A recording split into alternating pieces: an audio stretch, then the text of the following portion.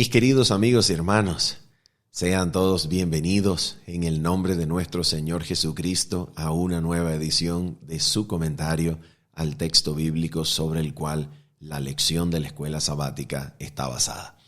Y comentamos en esta oportunidad la lección número 4, titulada Dios es apasionado y compasivo. Seguimos en el intento de comprender el amor que excede a todo conocimiento. De manera que cualquier cosa que hagamos solamente será el comienzo de este estudio que abarcará por los siglos de los siglos las mentes de los redimidos. Antes de dedicarnos entonces a comentar nuestros textos bíblicos, queremos recordar nuestros dos complementos. Nuestro bosquejo escrito número 1, cuyo enlace de descarga quedará allí dejado en los comentarios de este video y en la descripción del mismo. Y número 2, tenemos un encuentro para comprender la Escritura, para estudiar la Palabra de Dios todos los días sábados a las 7:30 de la mañana, hora local de Venezuela. Los esperamos para repasar, refrescar las ideas más importantes que nos ha dejado el estudio de la escuela sabática. Así que nos vemos el día sábado a las 7:30 de la mañana en versión totalmente en vivo. Habiendo dicho eso, vamos a orar y de inmediato nos introducimos a nuestros textos bíblicos. Oramos. Nuestro Padre, bendito y santo Señor, es en el nombre de Jesucristo, tu amado Hijo, que venimos delante de ti para obtener, Señor, de ti sabiduría, poder, iluminación, y así podamos entender, Señor, tu palabra, siendo guiados por ti en todo momento. Envía tu Espíritu según lo prometiste, Espíritu de verdad, para enseñarnos toda verdad que es en Cristo.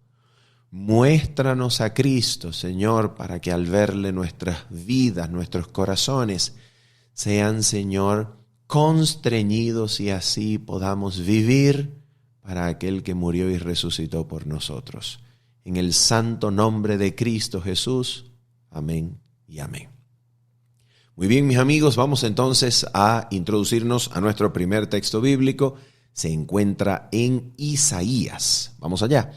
Isaías, capítulo número 49, versículo número 15, nos dice lo siguiente. ¿Se olvidará la mujer de lo que dio a luz para dejar de compadecerse del hijo de su vientre? Aunque olvide ella, yo nunca me olvidaré de ti. Bendito sea el nombre de nuestro Señor. ¿Qué es lo que Dios hace con su pueblo en esta oportunidad? ¿Qué hace? Dios se está mostrando tal como Él es. ¿Y cómo es? Está lleno de una compasión por sus hijos que supera la compasión que una madre siente por el fruto de su vientre. Aquí las palabras compadecerse, el hebreo raham, tiene o comparte las mismas consonantes de la raíz rehem, que quiere decir vientre. De manera que el amor de Dios está relacionado con su pueblo como el vientre de una madre se relaciona con sus hijos. Y atención con esto, yo no soy madre, pero soy padre. Y cuando nosotros los padres y las madres, por supuesto, vemos el sufrimiento de uno de nuestros hijos, es como si doliesen, como si se movieran, como si se revolviesen las entrañas por dentro, los órganos internos, el lugar donde se asientan las emociones. ¿Por qué razón? No podemos explicar la razón, pero podemos vivirlo y experimentarlo. El fruto del vientre duele más que nada en este mundo cuando el sufrimiento toca a alguno de nuestros hijos, las entrañas se conmueven. Y eso es exactamente lo que sucede tanto en el idioma hebreo como más adelante en esta lección lo veremos en el idioma griego. Las entrañas son el lugar donde desde el hebreo y el griego tradicionalmente se consideraba el asiento de las emociones. De manera que lo que aquí se nos está diciendo acerca de Dios es que Él se conmueve con un amor que parece visceral. ¿En qué sentido es un amor visceral? En el sentido en que su amor le hace conmover sus propias entrañas. ¿Te das cuenta lo relacionado que es Dios con nosotros, sus hijos? Dios no es una mente solitaria llena de solo poder que se sienta en un trono alejado del universo, controlándolo por reglas físicas, químicas, que de manera inherente transcurre en el tiempo en una marcha todo ordenada de elementos que se coligan para crear la existencia y correrla o hacerla funcionar. Sentado en su trono, observando cómo algunos deciden salvarse, mientras que otros deciden perderse, para al final de todo decir, yo lo dije, así fue. No, Dios no es así. Dios es retratado en este lugar como sintiendo amor en sus propias entrañas. Dios es retratado en este lugar como conmoviéndose con un amor que supera al de una madre por un hijo. ¿Para qué, mis amigos? ¿Para qué es todo este amor? Precisamente para atraernos. Es un amor que está diseñado para movernos al arrepentimiento, para que esta bondad produzca en nosotros el arrepentimiento que conduce al pie de Cristo, a los pies de la cruz. ¿Y para qué? Precisamente para recibir a esos pies la bendición de una vida nueva. Una vida donde los pensamientos, los deseos, las intenciones son ahora nuevas. Una vida como de resucitados entre los muertos, en donde la vida que actualmente vivamos se viva para la gloria de Dios y para el bienestar nuestro. Porque la vida con Dios es mejor, la vida con Cristo es nueva. Por tanto, Dios se presenta así de misericordioso y compasivo para movernos, para guiarnos, de tal manera que se cumpla en nosotros lo que dice su palabra en Romanos capítulo 2, versículo 4, donde su bondad nos guíe al arrepentimiento. De eso se trata. Vamos a ver el siguiente texto bíblico que ahora no compara a el amor de Dios, no se compara aquí el amor de Dios con una madre, sino ahora se compara con un padre. Y vamos a verlo en dos textos. Vamos a verlo aquí en Jeremías 31, versículo 20, y luego lo veremos en Oseas, capítulo número 11, versículos 1 al 9. Mira lo que nos dicen aquí estos dos pasajes bíblicos. El primero de ellos, Jeremías, capítulo 31, versículo número 20. Dice la palabra de Dios lo siguiente. ¿No es Efraín hijo precioso para mí? ¿No es niño en quien me deleito? Pues desde que hablé de él, me he acordado de él constantemente. Por eso mis entrañas se conmovieron por él. Ciertamente tendré de él misericordia, dice Jehová. Qué forma tan extraordinaria y maravillosa de referirse a sus hijos. Dios dice de Efraín que es hijo precioso para él. qué cosa maravillosa. Dios se retrata aquí como un padre que se mueve por dentro. Sus entrañas se le conmueven por la misericordia que siente y que experimenta hacia Efraín, hacia su pueblo. Bendito sea el nombre de Dios, que es movido a misericordia. Si así no fuera, mis amigos, ¿quién de nosotros estaría vivo ya?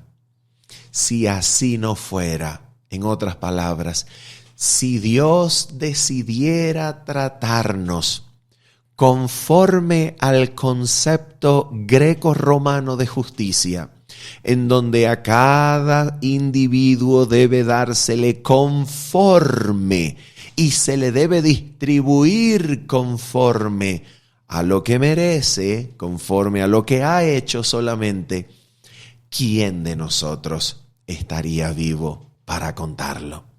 Pero porque Dios es bueno, porque su justicia abraza la misericordia y porque Él es fiel y misericordioso, Él se conmueve en sus entrañas para prodigarnos de su infinito y eterno amor. Bendito sea el Señor, que tiene un amor que supera todo conocimiento. Gloria a Dios. A ver, y aquí uno debe preguntarse, si el amor de Dios supera todo conocimiento, ¿cómo podemos nosotros relacionarnos con ese amor? Obviamente, no es un amor con el cual debamos relacionarnos solo de manera racional. Como diría el apóstol Pedro, hay que gustar y probar que Él es bueno. ¿Y cómo lo gustamos y cómo lo probamos? Permitiendo que Él nos ame, dejándonos amar, sintiéndonos amados por Él. Podemos ir a Él en toda situación y decirle, Padre amante, esta situación me supera, este problema es demasiado complejo para mí, o esta debilidad, Señor, que siento hacia ese vicio, hacia este pecado, Señor, es demasiado grande, Señor, yo no puedo, soy débil. Y entonces el Padre misericordioso nos prodigará una vez más su amor, que atención con esto, su amor es lo que verdaderamente nos convence de pecado y nos inspira y constriñe a abandonarlo. Mis amigos, atención con esto, no es el sentido de deber legalista lo que nos induce a apartarnos del pecado. Oh, yo soy un anciano de iglesia, soy un diácono, soy un director de ministerios personales, yo soy un esposo, soy un padre, no debería experimentar esto, no debería hacer esto, yo no puedo hacer esto porque se requiere de mí que sea una persona resoluta, una persona firme, una persona ejemplar. No es el sentido de deber legalista lo que nos induce a abandonar realmente el pecado. Es el amor de Cristo que constriñe. Es el amor que quebranta el corazón en lo íntimo.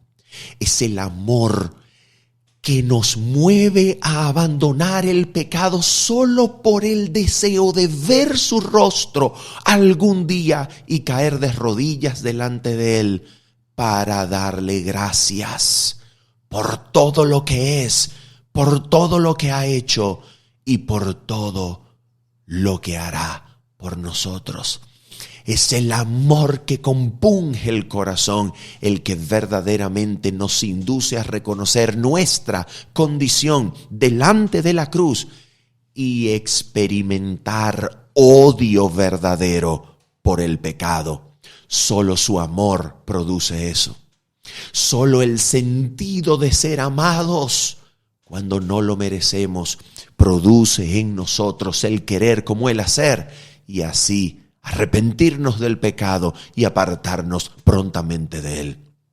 Vamos a leer Oseas capítulo número 11, versículo 1 hasta el versículo número 9. Mira por favor con atención las imágenes que este texto comunica. Mira por favor estas imágenes. Atención, dice así. Cuando Israel era muchacho, yo lo amé, y de Egipto llamé a mi hijo. Cuanto más yo los llamaba, tanto más se alejaban de mí. A los Baales sacrificaban y a los ídolos ofrecían sahumerios. Yo con todo eso enseñaba a andar al mismo Efraín, tomándole de los brazos, y no conoció que yo le cuidaba. ¿Por qué crees?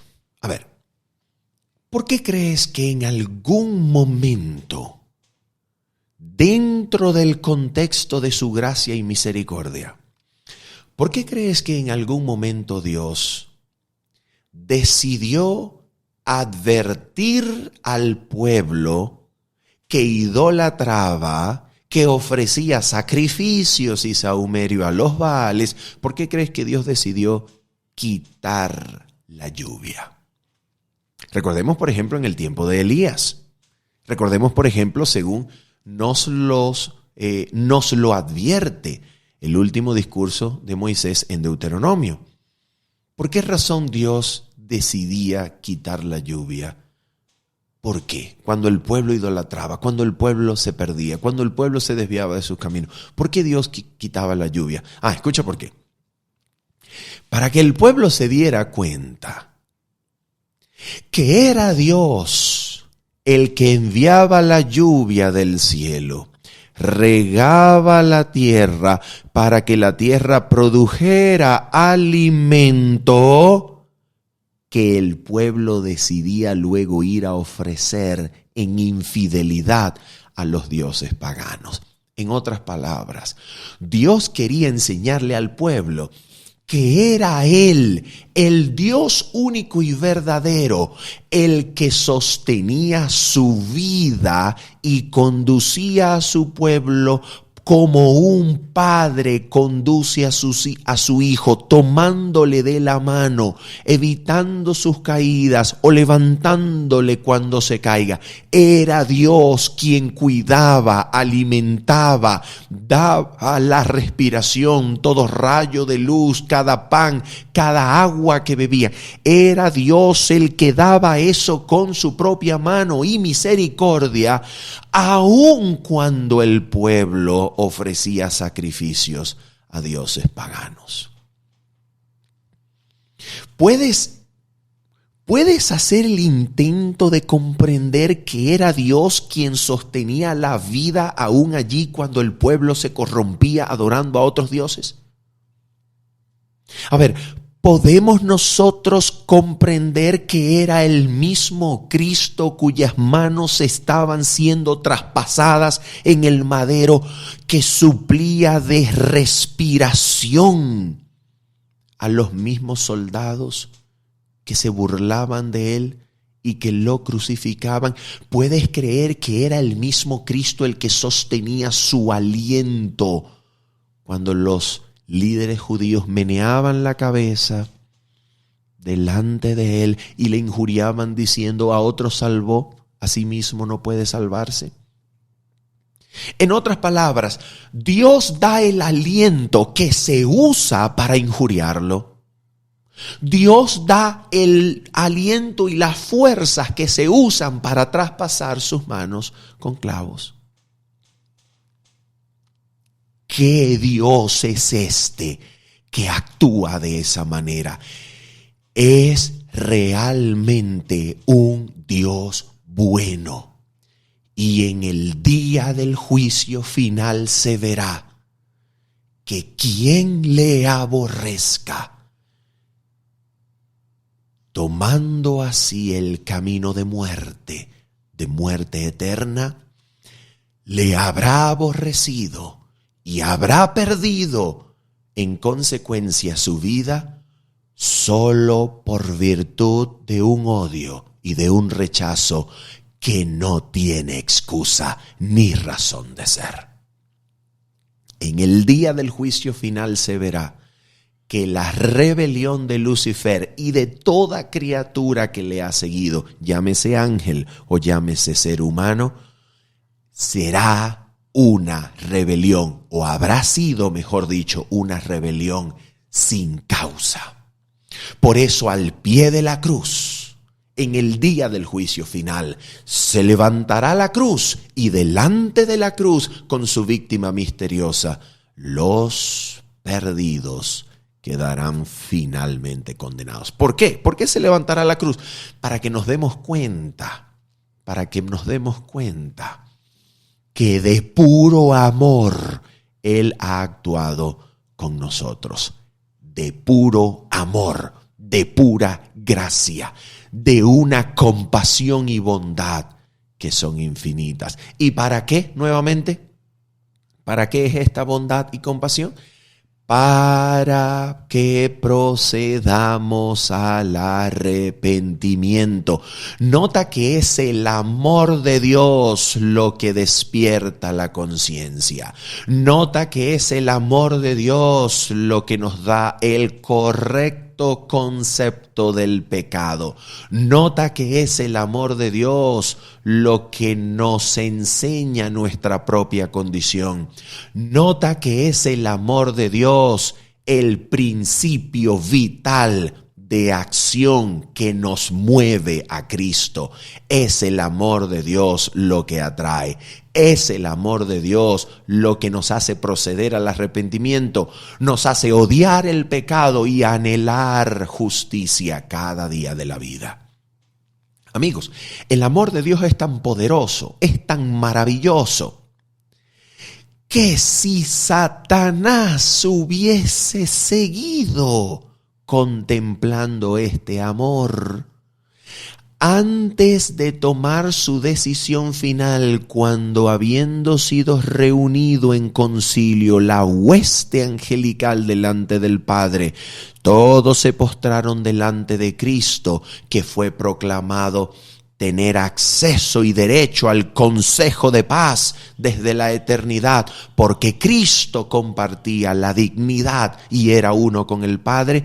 Si Satanás, aquí Lucifer, todavía no completamente revelado, que experimentó amor en su corazón al postrarse delante de Cristo, si aquí hubiese seguido contemplando a Cristo y permitiendo que su amor fluyese a través de él para atraerle, hasta aquí hubiese llegado la historia de la rebelión. Lamentablemente, Satanás permitió allí, donde sentía el amor a Cristo al contemplarlo y postrarse delante de él, Satanás volvió a permitir que su orgullo floreciera una vez más y su decisión fue final. Pero fíjate, si este amor es tan poderoso como para haber producido eso en el corazón de Lucifer, que había ya comenzado a albergar descontento, si el amor de Dios es tan poderoso que produjo eso en el querubín que comenzaba a revelarse, ¿qué no hará? ¿Qué no hará el amor de Dios por aquel que decide contemplarlo? Por eso este amor es capaz de presentarnos en el día del juicio puros, limpios y sin mancha, porque mientras más profundizamos en este amor y nos arraigamos en Cristo, más odioso se vuelve el pecado. Más odioso se vuelve. Lo odiamos con amor divino. Escucha esto. Mira lo que estamos diciendo. Llegaremos a odiar el pecado con amor divino. Oh sí, porque es el amor divino lo que produce odio al pecado. ¿Y por qué el amor divino odia el pecado? Oh, porque el pecado destruye, porque el pecado es muerte, porque el pecado quita el gozo de la creación. Y por eso el amor divino odia el pecado. Eso es lo que busca el amor divino hacer en nosotros. Vamos a seguir adelante, vamos con nuestro siguiente texto bíblico. También el Nuevo Testamento nos presenta la imagen de este Dios misericordioso en la persona de Cristo Jesús. Miremos lo que nos dice. Mateo capítulo 9, versículo 36 nos dice lo siguiente. Y al ver las multitudes, tuvo compasión de ellas, porque estaban desamparadas y dispersas como ovejas que no tienen pastor. Mira esto. Tuvo compasión de ellas. El verbo griego que se utiliza aquí es un verbo griego que proviene de la palabra griega splagma. El verbo es splagnisomai. Imagínate, una palabra bastante compleja de pronunciar, pero proviene de la palabra griega splagma, que es el lugar visceral, las vísceras, las entrañas, las partes internas que se consideraban en el pensamiento griego también como el lugar donde se asientan las emociones. Cristo está siendo movido en sus entrañas por ver al pueblo que anda como ovejas que no tienen pastor. Pero no solamente esto. Mira lo que Cristo nos dice acerca de sí mismo en Mateo capítulo 23, versículo 37. Mira esta imagen. Mira esta imagen.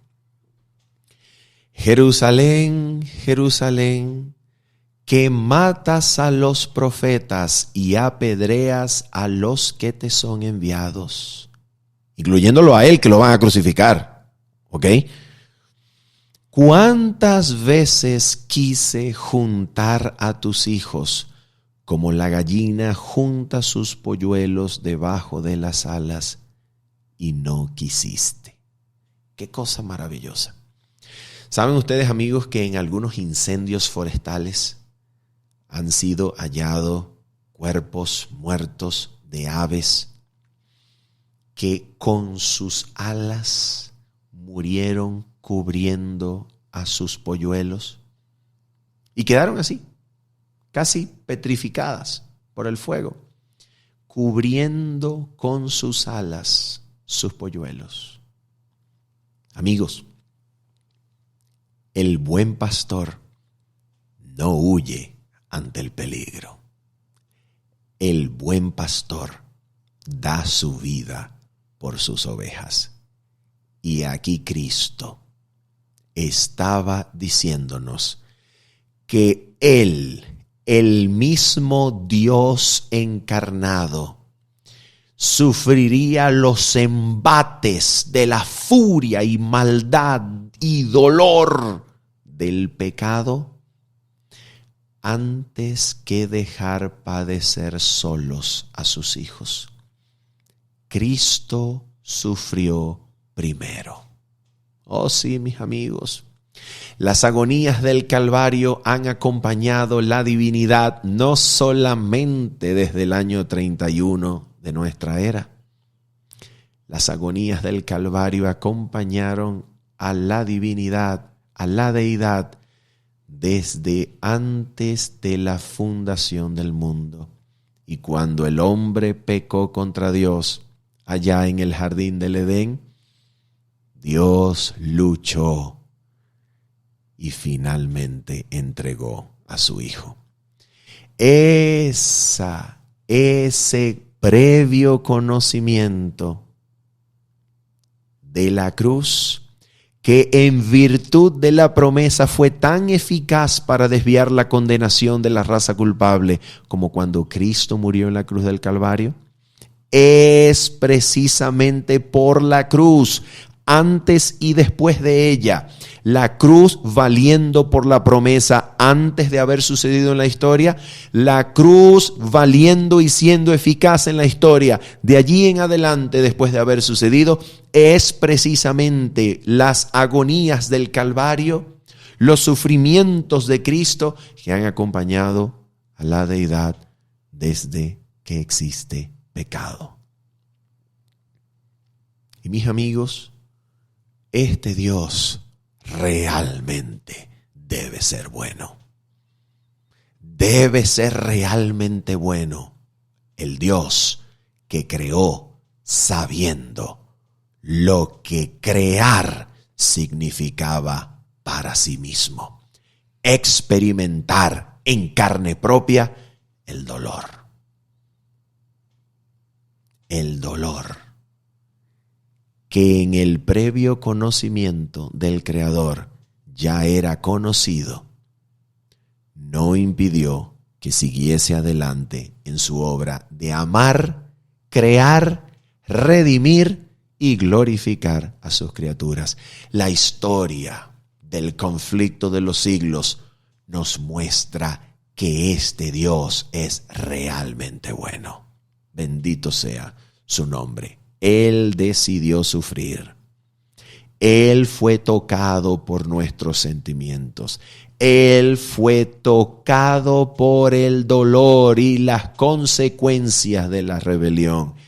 Él sufrió primero y nos amó primero. ¿Para qué? Nuevamente preguntamos, ¿para qué?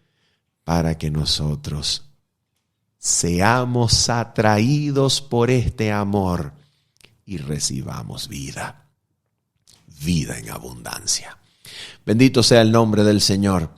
Vamos a ir ahora a Deuteronomio capítulo número 4 y el versículo número 24.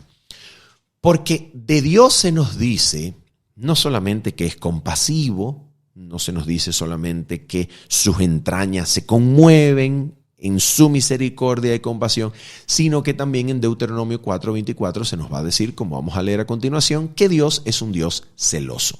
Vamos a ver y vamos a evaluar en el contexto qué es lo que esto significa. Dice Deuteronomio 4:24 lo siguiente. Mira lo que nos dice la palabra de Dios. Porque Jehová tu Dios es fuego consumidor, Dios celoso. A ver, ¿en qué contexto se dice que este Dios es Dios celoso? Mira en qué contexto se dice. Vamos a leer desde el versículo 15 en adelante.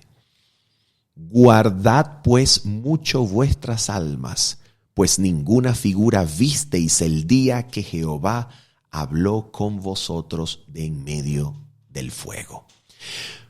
Para que no os corrompáis y hagáis para vosotros escultura, imagen de figura alguna, efigie de varón o hembra, figura de animal alguno que está en la tierra, figura de ave alguna alada que vuele por el aire, figura de animal alguno que está en la tierra, no, ya lo leímos, versículo 18, figura de ningún animal que se arrastre sobre la tierra, figura de pez alguno que haya en el agua debajo de la tierra, no sea que alces tus ojos al cielo y viendo el sol y la luna y las estrellas y todo el ejército del cielo, seas impulsado y te inclines a ellos y les sirvas, porque Jehová tu Dios los ha concedido a todos los pueblos debajo de todos los cielos, pero a vosotros Jehová os tomó y os ha sacado del horno de hierro de Egipto para que seáis el pueblo de su heredad,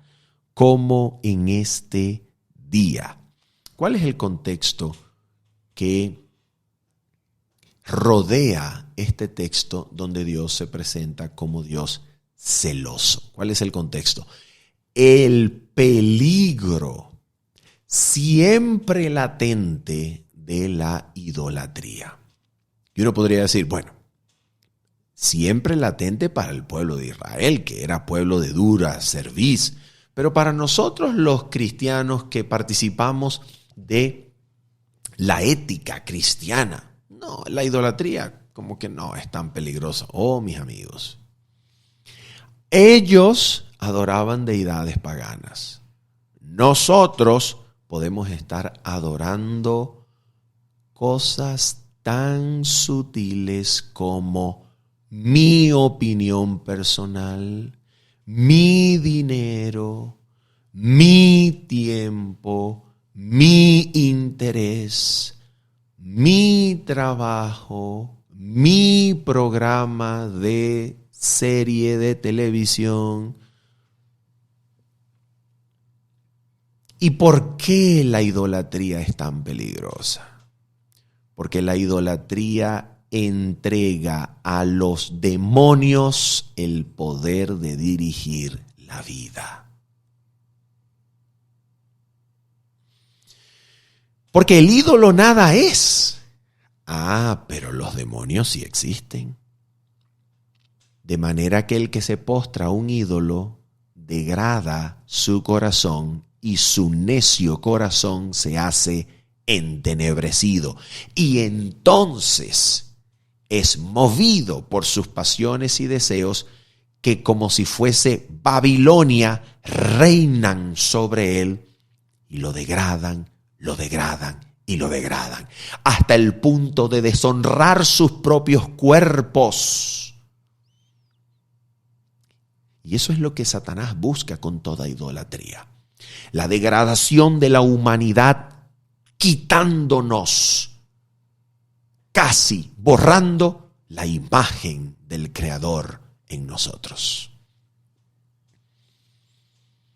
Y precisamente en este contexto se nos dice que Dios es celoso. No como un marido que se pone furioso o una mujer que se pone furiosa porque sospecha que su esposo o esposa está en alguna situación y entonces va y contrata un detective o lo sigue. No. El celo divino es la demanda de amor exclusivo. ¿Y por qué amor exclusivo? Porque la idolatría corrompe, degrada y entrega a la criatura al poder de los demonios. Y Dios no quiere que sus criaturas estén controladas por demonios. Dios se ha manifestado en Cristo con un diluvio de gracia para transformar a la humanidad y embellecerla, ennobleciendo su carácter y devolviéndole la imagen del Creador. Por eso Dios es celoso y dice: uno solo es el Dios verdadero. Uno solo es el Dios verdadero. Los ídolos degradan, los ídolos entenebrecen el corazón, los ídolos destruyen la humanidad. ¿Qué ídolos? Los demonios que controlan la voluntad cuando cedemos ante las cosas que idolatramos. De eso se trata. Por eso Dios se presenta como un Dios celoso. ¿Por qué? Porque quiere guardarnos. Quiere guardarnos de la idolatría. Quiere guardarnos de ser degradados y ser casi despejados de la imagen del Creador en nosotros. Quiere guardarnos. Es un Dios que demanda una relación exclusiva. ¿Por qué? Porque es el único verdadero. Los demás son demonios. Y solo en la adoración verdadera el ser humano crece en la gracia. Pero en la falsa adoración de todo lo que no sea Dios, el ser humano se pudre, se degrada, se corrompe.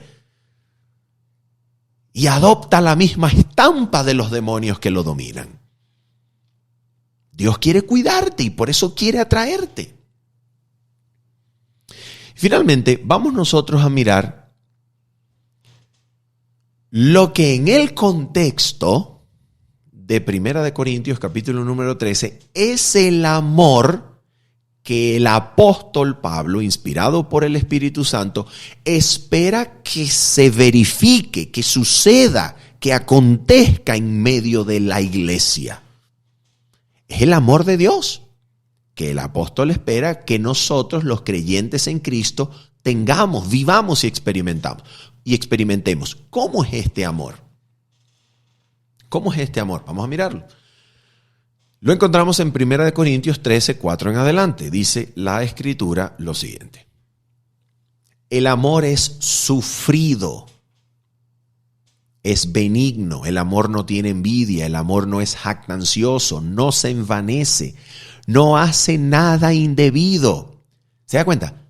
Por eso es que decíamos, es el amor divino lo que nos lleva a odiar el pecado. El amor que compunge y nos llena. Cuando el amor de Cristo te llena, no hay espacio para el pecado. Vienen malos pensamientos, vienen malos deseos de vez en cuando. Sí, pero el amor divino, enraizado en la presencia de Cristo en el corazón, los reprende, los repele. Porque amamos a Cristo más que nos amamos a nosotros mismos. Porque amamos a Dios más de lo que queremos satisfacernos a nosotros mismos. Porque amamos a Dios y hemos comprendido que en este amor se encuentra el gozo de la vida, el gozo de la existencia. Se encuentra en amar a Dios y ser amados por Dios. Por eso no hace nada indebido. Sigue diciendo. No busca lo suyo. No se irrita, no guarda rencor, no se goza de la injusticia, mas se goza de la verdad. Todo lo sufre, todo lo cree, todo lo espera, todo lo soporta. Pregunta, ¿cómo es posible que nosotros experimentemos un amor como este? ¿Cómo es posible que este corazón tan dañado, tan malvado, tan perverso, el mío, por supuesto que aquí estamos incluidos todos, pero así es mi corazón es malvado. Mi corazón naturalmente solo piensa en él mismo. Mi corazón naturalmente solo piensa en yo. Y entonces en satisfacer el yo, en agradar el yo, en darle el primer lugar al yo, así es mi corazón natural. Y aquí estamos incluidos todos. La pregunta es, ¿cómo es que este corazón puede experimentar ese amor, que es el amor ágape, el amor de Dios? ¿Cómo puede experimentar mi corazón un amor así? Ok, mira esto. Para eso nos ayuda la palabra de Dios en Romanos, capítulo número 5, y vamos a leer el versículo 1 al 5. Clave, texto. Dice la palabra de Dios lo siguiente.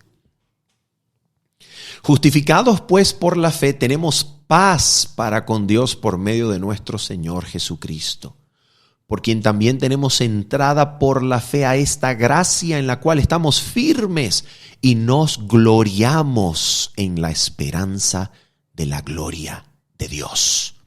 Y saltamos al versículo número 5 y mira en qué también nos gloriamos. Dice, y la esperanza, habiendo dicho que nos gloriamos también en la tribulación, en la prueba, sabiendo que la prueba produce paciencia y la paciencia esperanza. Mira lo que dice.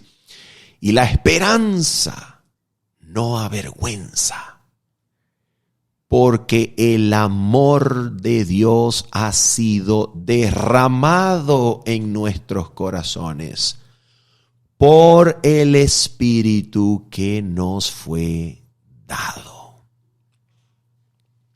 ¿Qué cosa nos es dado cuando nosotros cedemos ante la gracia de Cristo que nos atrae y nos revela este amor que excede a todo conocimiento? ¿Qué es lo que sucede con nosotros? Al creer, el Espíritu Santo es derramado en el corazón.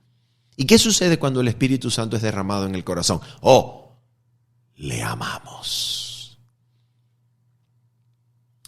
Amar con amor de Dios es el milagro que produce el Espíritu Santo derramado en el corazón. Esa experiencia de circuncisión, de conversión, de renacimiento del ser humano es comprendido como la recepción del Espíritu Santo que produce un nuevo corazón capaz de amar a Dios por encima de nosotros mismos. Amar a Dios es el milagro que Cristo hace cuando cedemos ante su gracia. Y al amar a Dios, recibiendo el Espíritu derramado en el corazón, podemos amar con amor de Dios a nuestros semejantes. Por eso Cristo dijo que os améis como yo os he amado. ¿Es posible? Es posible. ¿Es un milagro? Es un milagro. Pidámosle a Dios que su gracia sea derramada en el corazón y su Espíritu nos pueda hacer amar como Él ama. Quiero terminar este comentario con una cita que se encuentra en el libro Deseado de todas las gentes, ¿ok? Deseado de todas las gentes, la página 39, y es el capítulo número 5, llamado La dedicación. Es una cita extraordinaria, espectacular, que nos habla del amor de Dios manifestado en la vida de Cristo. ¿Qué es lo que produce esta manifestación de amor en la vida de Cristo? Mira lo que produce, mira lo que hace y mira para qué es. Dice, vamos a leerlo juntos. Dice así: para que sean manifestados los pensamientos de muchos corazones. A la luz de la vida del Salvador, el corazón de cada uno, aún desde el Creador hasta el príncipe de las tinieblas, será revelado. Mira qué cosa maravillosa. Cristo es la más grande manifestación del amor de Dios para que a la luz de la vida de Cristo los corazones sean revelados. ¿Qué corazones? Imagínate, todos los corazones, desde el corazón del Creador hasta el corazón del príncipe de las tinieblas. Todos los corazones son revelados a la luz de la manifestación del amor de Dios en Cristo Jesús. Ante Cristo, todos los corazones son revelados. ¿Qué significa ante Cristo? En su actitud hacia Cristo, todos los corazones son revelados. Ahora mira esto, mira esto. Satanás presentaba a Dios como un ser egoísta y opresor, que lo pedía todo y no daba nada, que exigía el servicio de sus criaturas para su propia gloria, sin hacer ningún sacrificio para su bien. Pero el don de Cristo revela el corazón del Padre. Testifica que los pensamientos de Dios hacia nosotros son pensamientos de paz y no de mal.